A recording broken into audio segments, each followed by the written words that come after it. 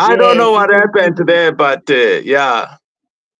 it was a little Okay. bit harder than usual. Good morning, Dr. Zulu Good. Ninjani. Siyaphila njani?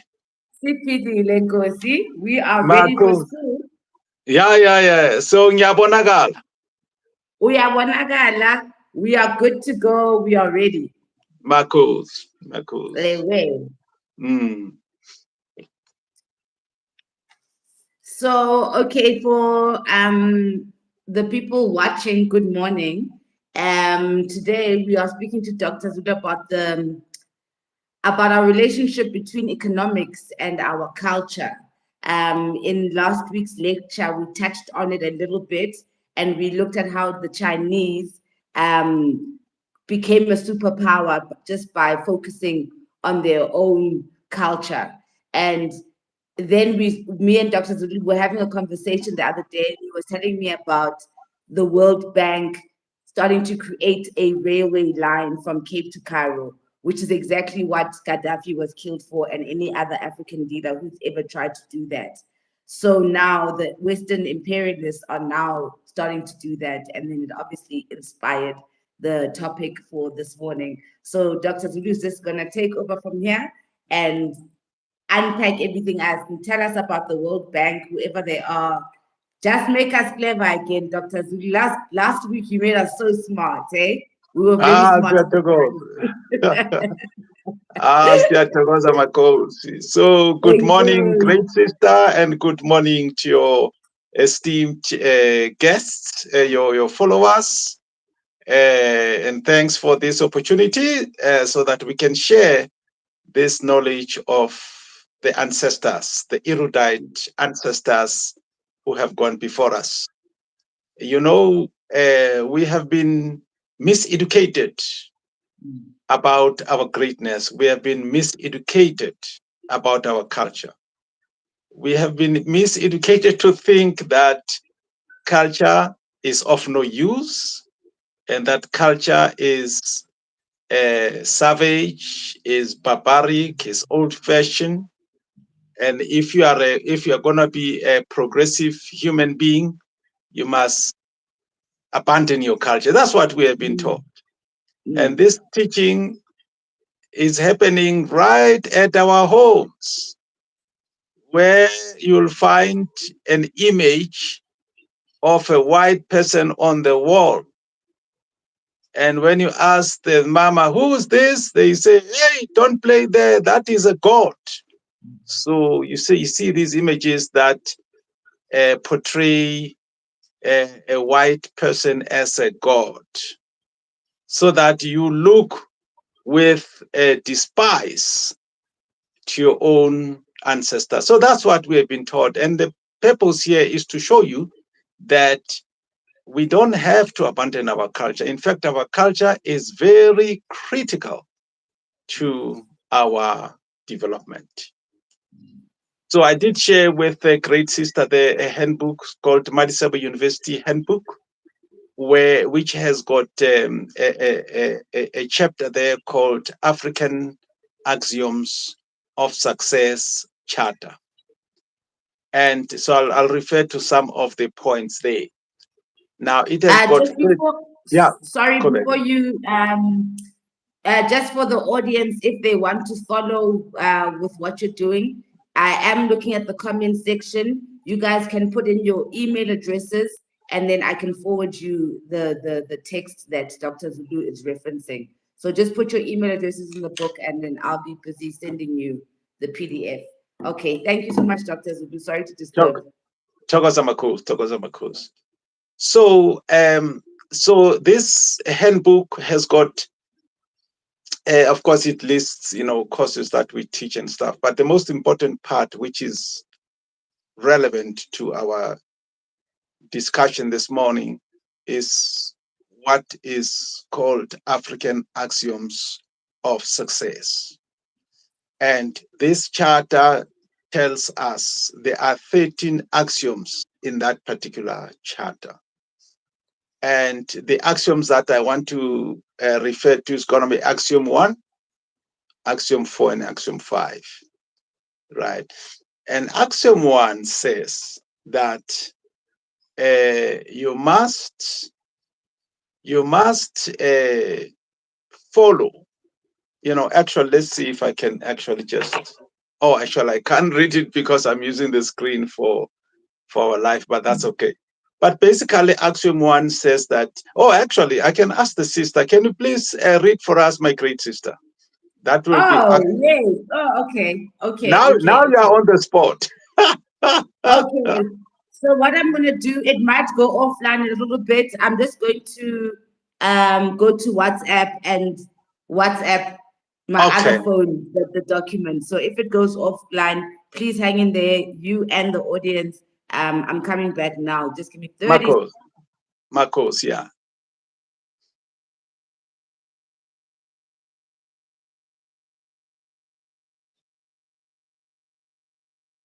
So basically, this particular axiom is talking about the fact that in order to achieve success, the first order of business is to embrace your true self, your identity, your culture, and establish who you truly are, right? And then it says that by doing this, you are playing to your strength. You see, you are leveraging your home ground. Because when you're on your home ground, you are strong. And culture is your home ground. Okay, ungasifundela siswami. All right, I'm getting on there. Marcos. They might have missed what you were saying now. Maybe you were offline because being here, Oh, I see. Oh, I see. I see. Okay. Okay. Okay. but I'm just opening the document. I'm just opening the document. So you Marcos, said I yeah. must go to which page? Well, just search for it. African axioms of success.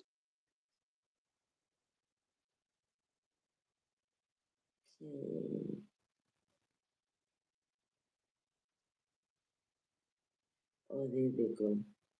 It also appears on the table of contents. Yes, that's where I was looking. Yeah. Okay, cool. So you want And me to then go? once you are there, you want to scroll down because the axioms are numbered 1, 2, 3, up to 13. We Okay, want you to I read see. 1. Okay, I see here we've got histograms of success, identity 1, wiring 4, modeling 5. Yes, but we want you to read axiom 1. So you see, if you must scroll down the document. There's a lot of text there, but you want to go down. Oh, Yes, okay, they are okay, I numbered. see. There's 1, 2, 3, up to 13. So I want you to read 1. Okay. Um, please do start something else because this is taking me long. Okay, no, that's fine. Well, actually, you can search in that PDF document. So Oh, okay. just search for the keyword home ground. Okay. Home ground, and it should take you to that particular axiom. Even that's not happening. Okay.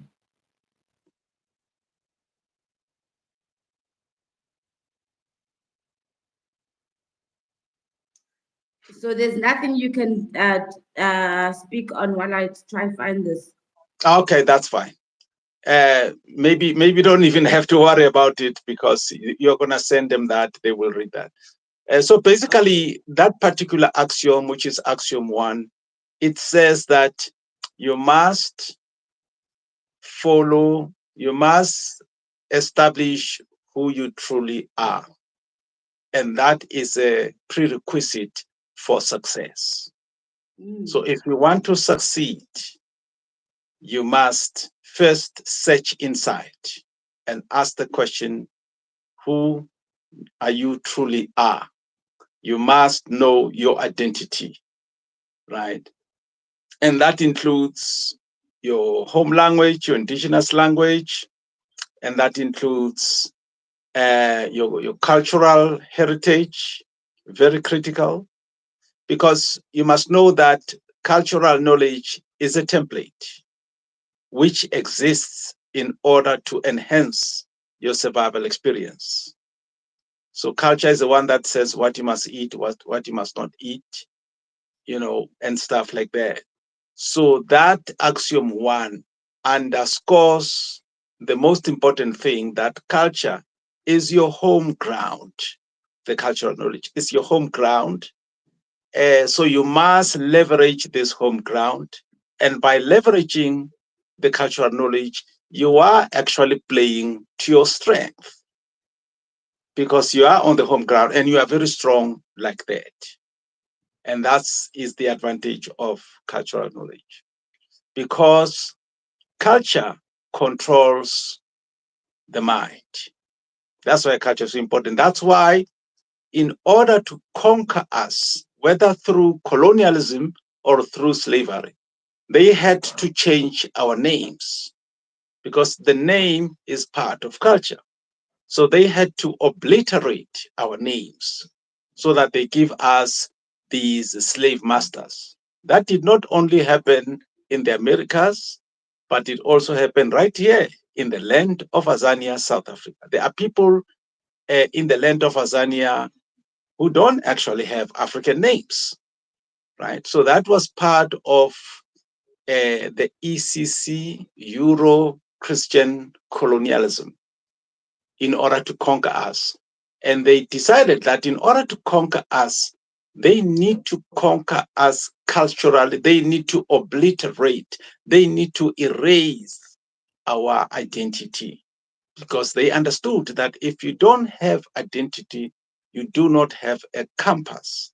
And if you don't have a compass, then you're going to develop this external dependency, where now you have to rely on the one who's enslaving you, the one who's oppressing you, to be the one that teaches you.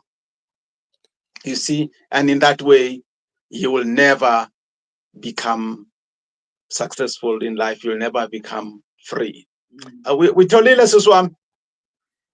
It's not making sense to me. I'm seeing something that's numbered here. It just says African axioms of success. Then it says number one, to resolve questions of Aha, identity and yes, regain. yeah, read Oh, that. okay. Yes, yes, So I must read number one. yes. Okay, number one is to resolve questions of identity and regain mastery of your mother tongue so that your identity is crystallized with a clarity of mind about who you truly are. Thus, to play to your strengths and to leverage your home advantage as a springboard for success. Aha, thank you very much, my sister. So you see, that is the first order of business, right? In order to achieve success, in order to achieve economic development, first, you need to have this cultural knowledge. You have to have this sense of identity. And example is a country like China, where they embarked on the Cultural Revolution, which was intended to eliminate the sense of inferiority, right? And in order to instill a sense of identity, to instill a sense of pride in who they truly are. And as a result of doing that, China has become economic superpower in the world. So cultural knowledge is extremely important. That's why we read in this axiom. There are 13 axioms there, and that's axiom one. That says that's your first order of business. And the reason is because the way success works is that you don't chase success. In order to achieve success, you attract success, right? And culture gives you that electromagnetic energy so that you can vibrate and in that way achieve success in that particular way. So it's very critical. Your mindset is very, very critical. And your mindset needs to be authentic, and you get that authenticity from your cultural identity. Right, very important. Now, I just want to give a quick background. We're just discussing this with my sister here.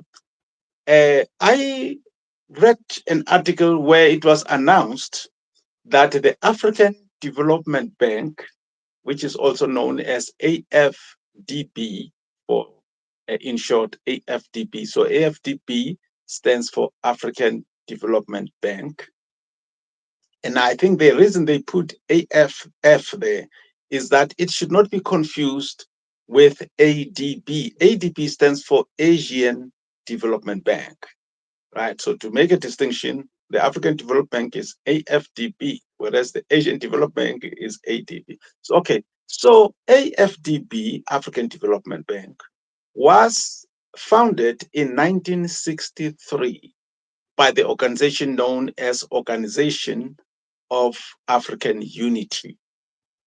That is an organization that was spearheaded by the great legend Kwame Nkrumah of Ghana, Ghana being the first country on the African continent to achieve independence.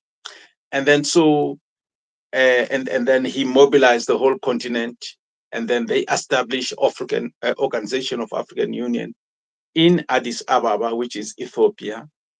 And then one of the things they established was that we need to have our own bank, and they established African Development Bank. Right, so very important.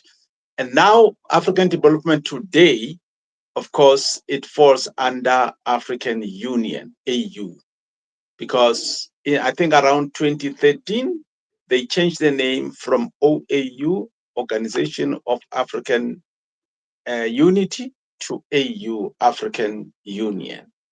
And maybe it's important also to mention in terms of the constitution that Africa originally had 5 regions, which was Southern Africa, East Africa, West Africa, Central Africa, and North Africa. These are the 5 regions of Africa when the Organization of African Union was established. But since the African Union was established in 2013, which is really a continuation of the Organization of African Union, so they've added the Region 6. And Region 6 is the African diaspora. So that means that all the African descendants who are born and who live in the diaspora, like the Americas, it could be Asia, it could be Europe, Middle East, wherever they are on the planet, they form the 6th region. And that is part of the constitution of the African Union. So I just wanted to clarify those points. Okay, You know, so the African Development Bank then belongs to the African Union. Now, I was shocked to read that the African Development Bank, AFDB, announced that it was embarking on a $600 billion infrastructure project.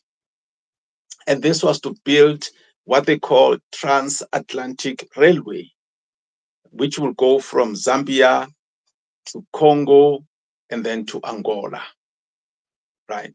And when you look at these countries, these are mineral-rich countries. You know, Zambia is very rich in copper. Congo is very rich in a variety of minerals, and so is Angola as well. And of course, Angola also has the oil there. So I was very shocked by this simply because President Ramaphosa of Azania, South Africa, along with the leaders of African Union, have repeatedly announced and declared that Africa will no longer sell its raw minerals, right? Which makes sense. So they'll no longer sell their raw minerals. Instead, they will process the minerals locally, and then they will sell their finished goods, right? And in that way, it will enhance the economic development of the continent. Now, I was very shocked to see that the African Development Bank is doing exactly that.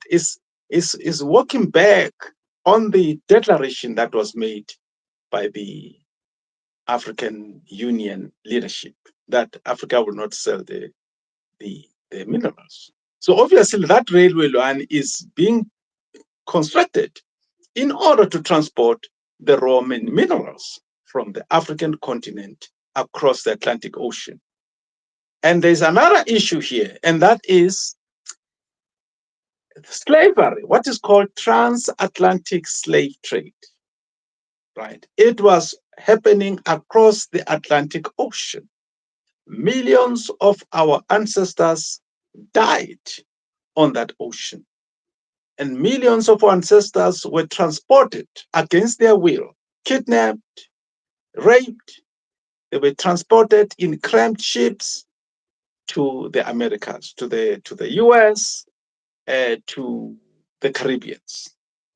So, and of course, major centers of that being Virginia, because Virginia is the first colony in the US, and also Barbados, right? These are the first centers of colonialism and slavery in the Americas, and others, of course, followed: Jamaica, Tobago, Guyana, and so Haiti, and so forth, right? So, as people who have gone through this very brutal history of slavery, it doesn't make sense for us to then be embarking on an transatlantic transportation of minerals, right? So I'm making this point because I want us to be conscientized about this. And I want us actually to contact our leaders and say, no, we should not do this, right? We should not be transporting minerals. Now, building infrastructure is important. I agree with that. Because in order for countries to develop, one of the things they need to do, they need to invest in the infrastructure development. And by infrastructure, we're talking about roads, railway lines, airports, hydro projects, dams, lakes, and so forth. So infrastructure is very key, is a very important part of economic development of a country. One of the reasons why the African continent is kind of lagging behind in development is exactly that. There's no infrastructure. A country Can I like ask a question? Okolo, Mako, can I ask a question? Sorry, I hate to break. So, when you speak about the African Union and how it was started by Kwame Nkrumah, right? And that it had really authentic foundation. But somewhere along the line, it seems as if it was infiltrated by the imperialists. And why I say that is that um, there was a time, I don't know, when Nkosazana Zuma was the head of African Union and they were having conferences here, there was a time that Balethabo, Angelina Jolie, and these white people who were also at the conference, and that was where I saw, okay, the African Union is actually not an establishment of Africans. Because Abo Angela Jolie Bangenat Nabelum. So I just got the sense that it got infiltrated. So could that be the reason why now this is happening? Because the whites are actually trying to get our resources. Mako, thank you for that important question. So the African Development Bank in this $600 billion project. So this project is happening with the help of the World Bank, IMF, International Monetary Fund, Exactly. USA, and Europe, right? And these are the institutions of colonial conquest, these institutions, right? And uh, and that's why you've got a new bloc developing called BRICS, and BRICS is actually moving away from these Bretton Woods institutions so that they can develop independence in terms of the economy. And of course, we know that today BRICS is the largest economy on the planet in terms of the size of the economy and also in terms of the demographics, meaning the population. So yes, African Union in that sense has been infiltrated, and this project of the African Development Bank is a case in point. because I don't understand that people who have gone through the brutal history of slavery and colonialism would actually go back to the same people, the former slave masters, the former colonizers, and expect that we can develop like that. No, there's no way we cannot develop like that, because Mhm. these people are intending to rob us of our minerals. Europe is a very resource poor country. Yeah. And the only reason why it is rich is because they have taken resources from us. I mean, look at a country like Switzerland. Switzerland has got one of the largest gold reserves on the planet, and there is no gold mine in Switzerland. So where do they get the gold from? You see that when I lived in Ottawa, Canada, I lived near the Prime Minister's house, because the South African embassy also is very close to the Prime Minister's residence in Ottawa, Canada. So uh, I remember when I first was looking for this particular place, I was directed that no, we are actually near the Prime Minister's residence, and you should look for a house of gold. And yes, there is a house of gold in Ottawa. It's built with gold. It was the first time in my life seeing a house of gold. The walls are the walls of gold. The the roof is a roof of gold. Everything is gold in that house. Where is the gold coming from? And by the way, that particular house is owned by a man called Michael Copeland. Michael Copeland is the founder of a company called Corel Corporation, which is famed for a software known as Corel Draw. So people who are into computer graphics, like people who are graphic artists, people who are fine artists, and so forth, would be familiar with this software called Corel Draw. It's also the software that I use a lot myself, because I'm also a graphic artist amongst other things. So uh, so Michael Copeland's house is a house of gold in Ottawa, and there is no gold mine in Ottawa. You see, so where does the gold come from? So this is the issue, that these countries have become rich through the resources in Canada. That's why I'm very impressed with the anti-colonial sentiment in West Africa, countries like Mali, the latest one being Niger, which Yes. have kicked out the French from their countries, and they have embarked on the independent path of economic development. And what I like about that is that the leaders of those new governments are actually young people. They are in their 30s. And that tells me right there that the revolution on the African continent is not going to be carried out by old people. It will be carried out by young people. So you young people must be actively involved in the affairs of the African continent. Like you see, my sister, as you talk about the infiltration of the African Union, part of that is our fault. We do not engage our leaders. We do not hold them accountable, which is what we must do. What we do, we elect our leaders, and then we think that everything will be okay by that. But no, we must hold them accountable. In Canada, when people elect their leaders, they also they've got a constituent office where they go and engage the leader, the member of parliament. Right? If they say is something they don't like, they go to the member of parliament and say, we don't like this. So every constituency will lobby their member of parliament to say, no, we don't want this. But we Africans do not do that. You But the see, so thing is part that of the it's reason not is the our fault. same.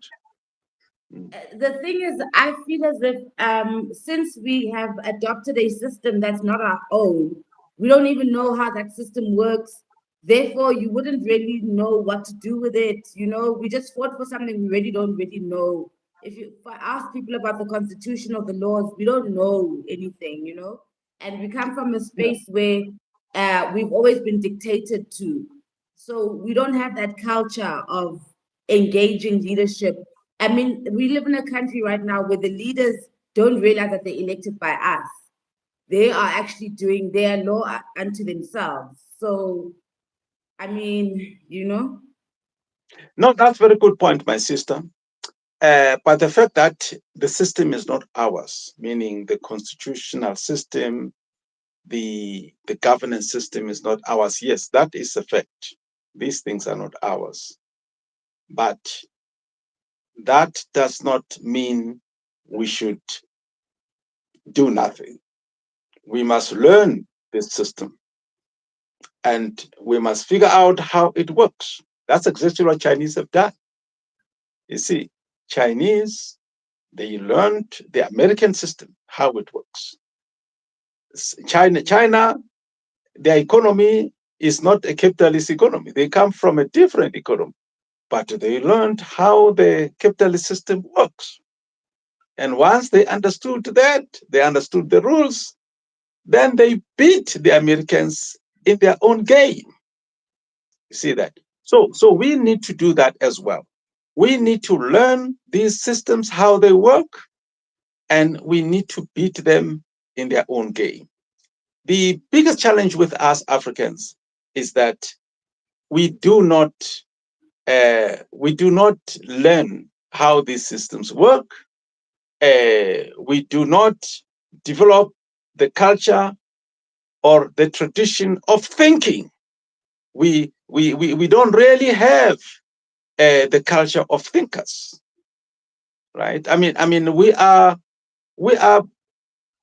puzzled by very simple things like the question of unity. Unity is so important in order for us to move forward. But if you were to ask people to articulate what is unity, what are the principles of unity, a lot of people would not know what to say. Not because it is hard, but because they do not apply their minds to that. So we need to have this paradigm shift. We need to have this paradigm shift where we begin to learn about how things work. And what I mean here, we don't even need to be that critical. You see, critical is a different tradition because critical is about finding fault. But I'm saying we need to understand how something works, just like language. In order to speak language, you need to understand what are the rules of language, the syntax, the grammar of the language, so that when you construct a sentence, then you know that this sentence is grammatical.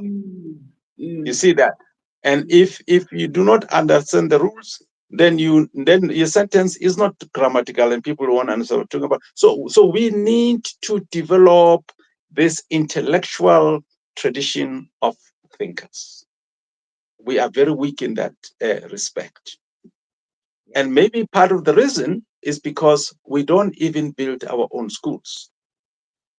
Our children, we send our children to the school that has been built by the colonial descendants, by those who have enslaved our ancestors, by those who have colonized our ancestors, and we expect them to teach our children the truth about ourselves. That's not possible. They're not going to do that. They are going to make these children to doubt what we are saying. When we tell the children the culture, these children will be questioning us to say, no, this is not how things are done, because that's not what they learn in school. So we have to re-examine ourselves. We have to re-examine our strategy in order to go forward. You see, Chinese are very impressive because Chinese, they did not say, well, the American system is not our system, therefore there's nothing we can do. No, they got into work and said, how does this system work? And Chinese don't even speak good English, by the way. They speak broken English. Exactly. A very interesting place is Ottawa, Canada, right? So in Canada, the African Canadians, their ancestors arrived in Canada in the 1600s, early 1600s. In fact, the first documented case of an African Canadian in Canada is somebody called Da Coste. Da Coste. Da Coste is one of the founders of Quebec City in Quebec. When you read the yearbook of Quebec City, Da Costa appears there. You see, Champlain, who is credited with being the founder, he acknowledges Da Costa. Da Costa was a black man, right? And Da Costa was not even a slave. Da Costa was the multilingualist. He could speak English, he could speak French, he could speak Portuguese, he could speak Spanish. So when the French were trading with the Mi'kmaq, the indigenous people of Canada, he is the one who was translating, he was a broker, like an international broker. So African Canadians have been in Canada for a long time. Now, Chinese arrived in Canada in the 1800s in order to build the Canadian Railway, right? That's how Canadian, just like the Indians in South Africa arrived in order to work on the plantations, the sugar cane plantations in the KwaZulu-Natal, in Durban. The Chinese arrived in Canada to build the railway, Chinese workers. You see that? So African Canadians have been in Canada for more than 400 years. Chinese have been in Canada for about 200 years. So Black Canadians have got 200 years more experience in adapting to the country of Canada. And yet, if you look at the economic performance, the best performing group is not the African Canadians, it is the Chinese, right? And when you listen to the Chinese, they speak broken English. The English will always say that, hey, you need to speak good English in order to succeed. Chinese speak broken English in Ottawa, but they are more successful than the Black Canadians who speak very good English. So what does that mean? That tells you right there that you need to understand how the system works in order to beat the system. And also you need to have unity in order to succeed. And Chinese have got the unity. And that unity is there because of their cultural revolution. Now, we don't have unity because we were subjected to the DAC, divide and conquer, using Christianity, where a white man is a god. And we believed it. And of course, how can we fail to believe that? I mean, your mother, who's breastfeeding you, and she tells you that the white man is a god, what choice do you have? You are going to internalize that and begin to think that the white man is a god. You see that? So that's why I'm saying that we must be proactive. It's very critical here. We must be proactive. We must hold our leaders to account. We must understand the machinery, the political machinery, how it works. We must understand the economic machinery, how it works. And we must develop the tradition, the intellectual tradition of thinkers, because we don't have thinkers right now as we speak. We do not think. That is the problem.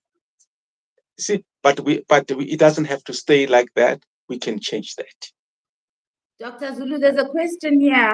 They're asking, Guti, did the Indians arrive or were they brought? Well, Indians were actually brought here because what happened is that, remember, around 1833, that was the end of slavery on the British Empire. So it was announced that slavery has ended, so slavery was no longer allowed. You see that? And then as a result of the end of slavery, then what happens is that the English architects decided that they still want to continue with slavery, but they could not continue with slavery in the way it was, because it is now a criminal offense to engage in slavery. So they came with a new concept called indentured labor. And they decided this indentured labor, they will recruit from India, right? Because Indians have never been to Africa. So that's how it was. And they went there on a very active campaign to recruit Indians to come here and indenture. So indentured labor was like a contract, but it's still slavery. It's a form of. So in fact, when you read a lot about indentured labor, it was slavery in a different form, right? Because remember that the the the the the the the the cancellation of slavery has got rules, right? That says that what is slavery, what are the things that constitute slavery. So now with indentured labor, they had the concept of a contract to say that you can come and work on a field, and then we give you an indentured labor contract of, let's say, something like 10 years or whatever number of years. At the end of the contract, then you will be free. And then maybe they would say that, okay, at the end of contract, you'll even get a piece of land so that you can start your life, something like that. You see that? And that's why when you go to KZN, Indians are very wealthy, and they've got lots of property, especially land, because of those indentured labor contracts, that were imposed there. But they were actively recruited. And remember that India was a colony of England also. Remember that. Very important. Togoza Makos. There's also another question here, Uti Mkulu. So would you say we should start a parallel system or integrate with the government? Okay. So maybe we can take two strategies. Myself, I pursue a parallel strategy. So Madisebo University Research Institute is an independent institute, which is intended to teach Africans about their indigenous knowledge systems, science, mathematics, and so forth. So our system is independent. So it's a parallel structure, really, right? We are not following the Eurocentric curriculum or stuff like that. We develop our own systems. We learn from African culture and so forth. We have even written books. We've got books like, for example, Sesotho Dictionary of Mathematics and so forth. So we do things ourselves. So we are a parallel structure, but parallel structure is not the only way. We could also integrate, whereby when you integrate means you are part of the official curriculum. You are accredited by the government, and in that particular way, but then you can engage in decolonialization, so that you say, okay, we must decolonize the curriculum, right? Change the curriculum to suit, because most of our students are in government schools anyways. So integration also is very important, because we need to access the black child in that way. And then I'm seeing another comment here, Bati, we need more awareness brought to the powerful medicine Iboga from Central West Africa. Do you know that medicine? No, what's a medicine? Iboga, he says. Iboga. No, I'm not familiar with the Okay. medicine. Maybe I know it with George a different name, maybe. Yeah, maybe George in the comments can break it down to us. Yeah. Maybe they can. Yeah. Okay. But definitely, indigenous medicine is extremely important. Actually, just to comment on that, one of the diseases that used to kill Europeans was TB, tuberculosis. And in the 1800s, there was no cure for tuberculosis. So there was one particular patient by the name of Henry Stevens, who was diagnosed with tuberculosis, and his doctor in England said that, we don't have a cure for this, but we have heard that Africans have got a cure for this disease. So I recommend that you go to South Africa. And this person came on a ship to the land of Azania, South Africa. And then when they arrived here, they were referred to an indigenous medical doctor. And this indigenous medical doctor came up with a herbal medicine, and this particular person was cured of tuberculosis. And then he went back to England to the doctor and said, "Hey, they say I've been cured. Can you test me?" They ran a blood test and they found that the person was free of TB. Right. And those are some of the stories that are hidden in books. You see that. So Africans have been leaders in medicine as well. I Uh, think even the first cesarean section was in Africa, huh? what's that? It's cesarean, the first cesarean section. They learned how to do cesareans from Africans. Yeah, that's a good point on cesarean. Now, I wouldn't say, I'm not quite sure if Africa is the first one, but yes, the most successful cesarean was on the African continent in the country of Uganda. And this fact is recorded in the Medical Journal of England. That's a very important point. So we're talking here about an attested fact. Now, there is an African scholar by the name of Ivan Vasetima who actually investigated this question. According to Ivan Vasetima, of all the cesarean operations that were performed in Europe amongst white women, in the 18th century, no white woman survived cesarean. You see, that's quite interesting because he pursued this question, Ivan Vasetima. Ivan Vasetima is the person who wrote books like They Came Before Columbus. One of the books he wrote, Black Science, for example. So in that way, I would say that the most successful cesarean operation is the African cesarean operation that was performed in Uganda. Very important point. Yes. And then, because I don't want to finish your time, it's 7 minutes till 9 o'clock. They're also Okay. asking, Guti, how do they enroll into the university? And do you have scholarships? Oh, my God. Okay, and then they're just telling us about that herb iboga is a hallucinogenic. Oh, Okay, so Marcos. back to the university. Marcos, yes. So now, as the first order of business, of course, is gonna be to distribute that handbook, and then they can all the information is there in terms of how they enroll and stuff like that. The handbook also has the application forms at the back of the handbook.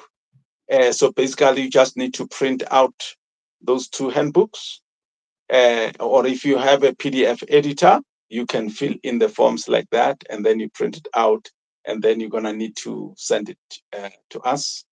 So you print it out, and then you scan it because you need to sign those documents, and then sorry, and then I think you have to put a fee of something like 3,000 rand as a deposit in order to for and then what is also interesting is that on our institution you're going to learn things like African philosophy, African science, African metaphysics, what we call gardening. This is a scientific study of reality, and that's very critical because the purpose of the white establishment is to miseducate the African native about reality.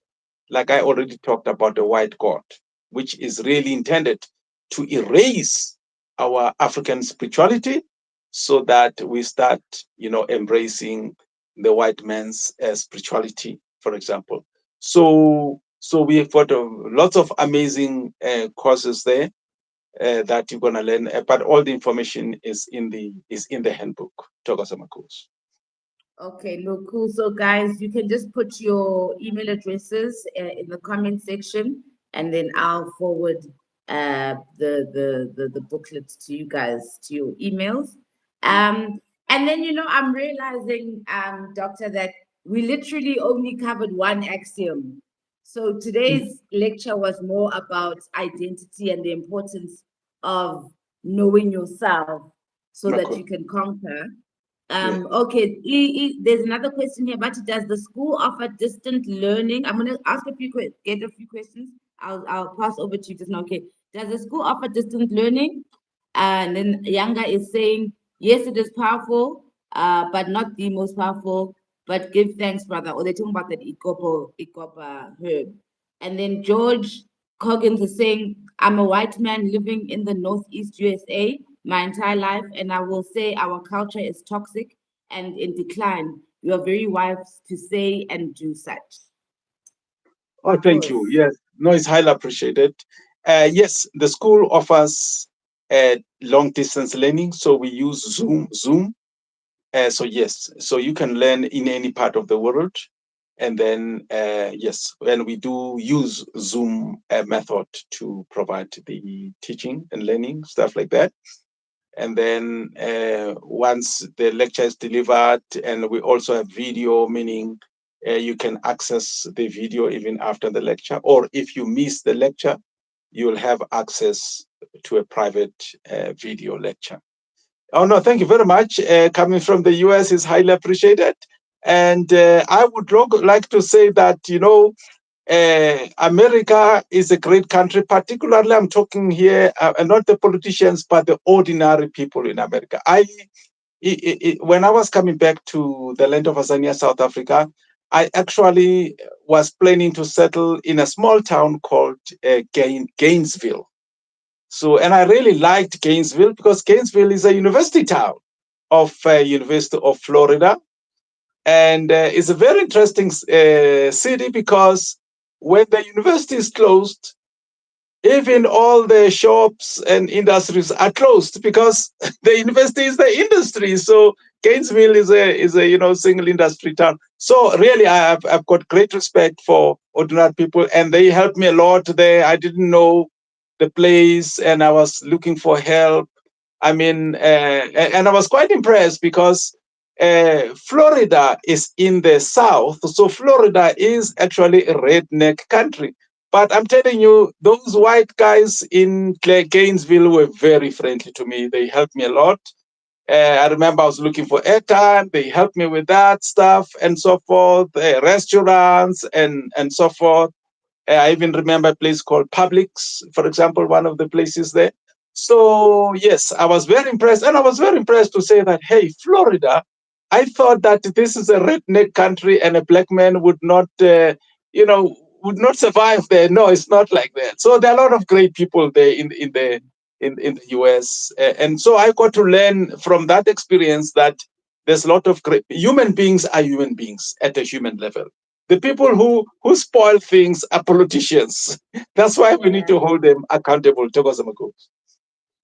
So you're getting love from Houston, Texas. Leo, right? He always catches Thank your you. lectures, actually. And then Thank you. George again is saying there are indeed many good people, but the big cities are falling apart. Looks like zombies on the streets. Very bad drug problem amongst others. It's so true. Yeah. Okay. Then Utulisa Kangule is saying, has anyone come across Data Hamilton Naki story?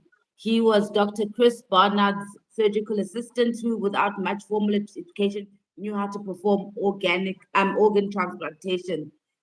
Skill is key. Yes, yes, yes, yes. Yes. Yes, yes. Yes. So Hamilton Naki is a very powerful story. Mm. So I happen to know an old man by the name of Ezra Ngwana. He's actually a Canadian citizen. He lives in Canada. He was my mentor in Canada in Ottawa, and then and it's interesting. His wife Marina was responsible for the birthing of the current Prime Minister of Canada, Justin Trudeau. Now, I'm mentioning this old man because the sister to this old man is Khatebe. She's based in Cape Town, and she was a friend of Hamilton Naki. That's the connection. Oh, And wow. so Hamilton Naki was a very, very intelligent man, even though he did not have formal Western education, but he had extensive indigenous education. Because you see, in Xhosa, they've got indigenous schools in Xhosa. And one of the things that Xhosa boy learn is surgical techniques. right? They learn surgical techniques, which we also learn among the Basotho. And apparently, there's a white guy who was, I believe, an anthropologist who was busy, cutting a dead giraffe. And then Hamilton Naki saw this white guy and he said, "No, let me show you how to cut." And the white man gave Naki the knife and he cut. Hey, the white man was blown away by the flawless surgical skills. And then it is that white guy who introduced Hamilton Naki to Chris Barnard.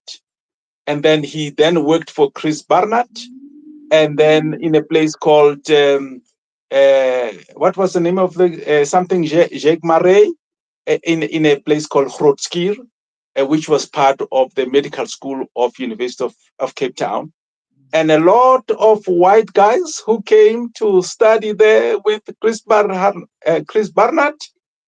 they were introduced to this black man. And some of them used to complain to say, "No, man, I think you made a mistake here. You are showing us a black man here. We are looking to be taught by a white man." Then Chris Barnard said, "No, he is the one who's your professor." So Hamilton Naki was very great.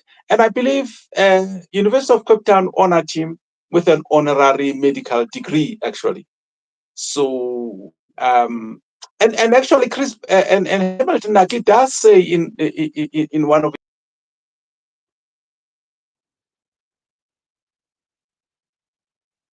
Oh, so he was no longer able to treatment. So a lot of surgical treatments were performed by Hamilton Naki. Tokozamakos. incredible. There's also Sakunda Mpumalanga in the building giving a shout out. Makos. Okay. Tokozamakos. Yeah. Okay, Nanku Uyanga futhi uthi, I'm currently studying a herbal physician course. I'd love to further my studies with the university. Yanga, just send me your email address in the comment section. I'll send you the handbook.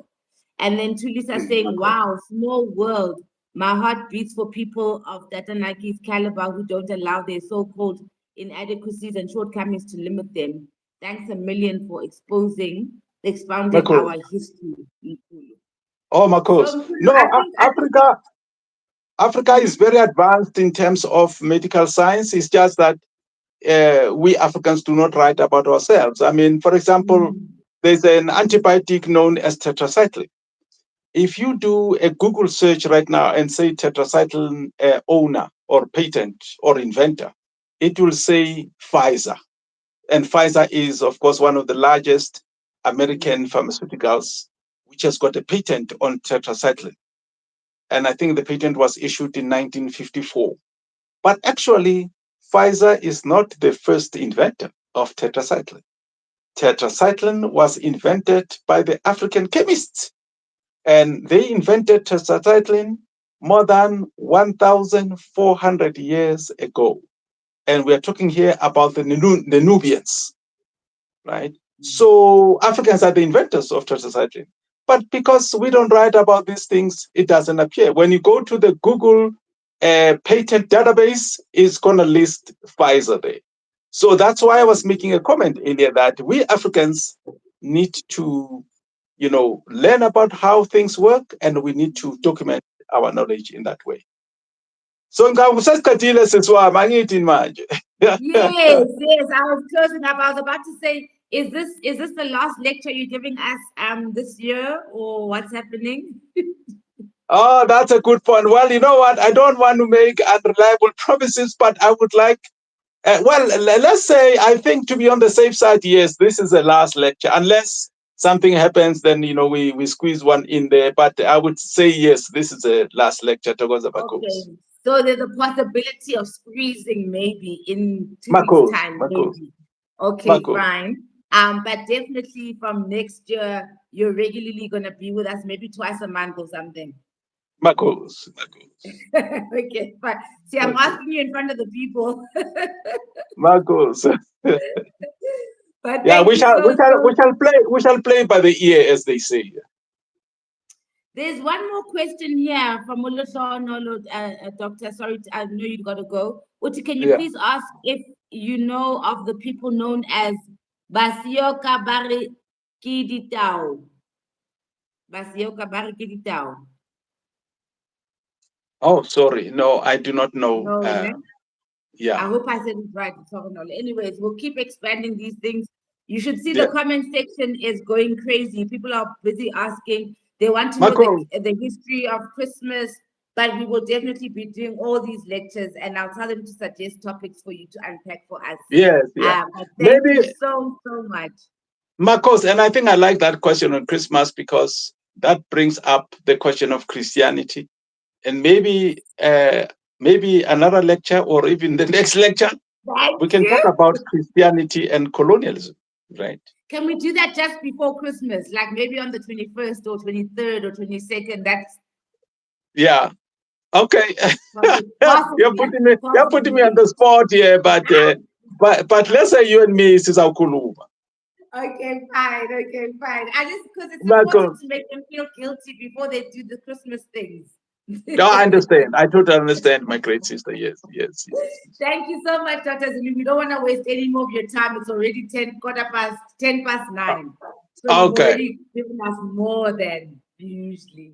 So thank you so much. Siyathokoza Makhosi. Thank you very much, and thanks to your audience, your followers, and in all parts of the world. Endless love from me. We need more of you to make this a better world. Thank you. Thank you, everybody. Have a nice day. Thanks, Thokoza thanks, Makhosi. Doctor. Have a beautiful Yeah, day thank you. also.